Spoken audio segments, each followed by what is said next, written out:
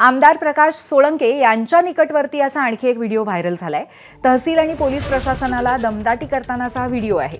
सुशील सोळंके माजलगावच्या तहसीलदारांना शिवीगाळ करतायत असे या व्हिडिओत दिसतंय। सुशील सोळंकेंचा 10 एप्रिल 2024 चा हा व्हिडिओ आहे। पुन्हा एकदा आपण जातोय गोविंद शेळके यांच्याकडे। गोविंद, एकंदरीतच बीड आणि आसपासचे आमदार आणि त्यांचे कार्यकर्ते यांच्यावरती सातत्याने प्रश्न उभे होत आहेत आणि तसाच आणखीन एक प्रकार आहे। आणखीन एक व्हिडिओ आपल्याला पाहायला मिळतोय। गोविंद,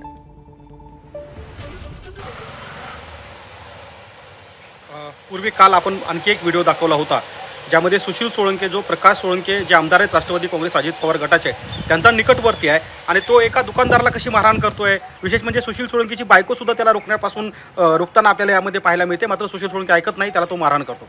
आता या सुशील सोळंकेचा दुसरा व्हिडिओ आपल्याला पाहायला मिळू शकतो। तो व्हिडिओ 2024 मधला आहे, ज्यावेळी पाणी टंचाईच्या वेळेस वर्षा मनाळे नावाच्या एक तत्कालीन तहसीलदार माजलगाव तहसीलच्या त्या ज्या अनधिकृत मोटर असतात कृषी पंपाच्या बसवलेल्या गोदावरी नदीवरती, त्या काढण्यासाठी गेल्या होत्या। तिथे खरं तर मोठ्या प्रमाणात जमाव जमला। आपण बघतोय की तिथे शेतकरी जमले।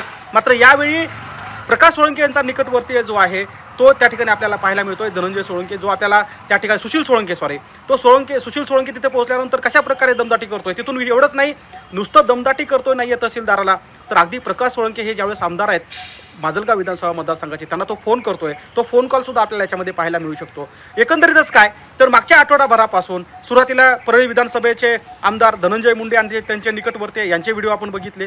त्यानंतर सुरेश धस यांच्या निकटवर्ती असलेला सतीश भोसले याचे व्हिडिओ आपण बघितले। त्यानंतर संदीप क्षीरसागर स्वतः तहसीलदारला कसे बोलतात, त्यांचा कार्यकर्ते पीए कशी मारहाण करतात हे आपण बघितलं। आणि कालपासून आपण बघतोय की माजलगाव विधानसभा मतदारसंघाचे अजित पवार गटाचे आमदार प्रकाश सोळंके यांचा जो निकटवर्ती आहे सुशील सोळंके, हा कशा प्रकारे प्रशासनातल्या अधिकाऱ्यांना दमदाटी करतोय, तहसीलदारांना रोखतोय। आणि या रोखल्यानंतर सुद्धा हा व्हिडिओ इतका व्हायरल झालेला आहे की आता सुद्धा वेगवेगळ्या सोशल मीडियावरती तो पाहायला मिळू शकतो। मात्र त्यानंतर काय झालं, प्रशासनाने कारवाई केली का, या आमदारांनी त्याच्या विरोधात आवाज उठवला का? गोविंद, नक्कीच यामुळे बीडमध्ये नक्की काय चाललंय आणि अशा पद्धतीने कसं काय कार्यकर्ते गुंडशाही करतात असा प्रश्न सातत्याने उपस्थित होतोय। धन्यवाद आपण दिलेल्या माहितीबद्दल।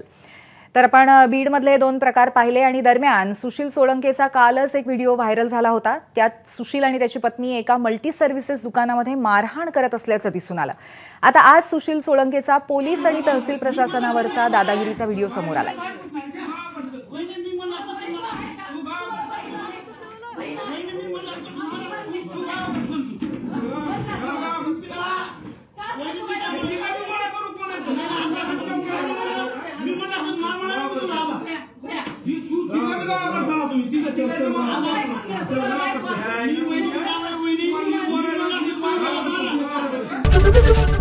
एबीपी माझा, उघडा डोळे बघा नीट।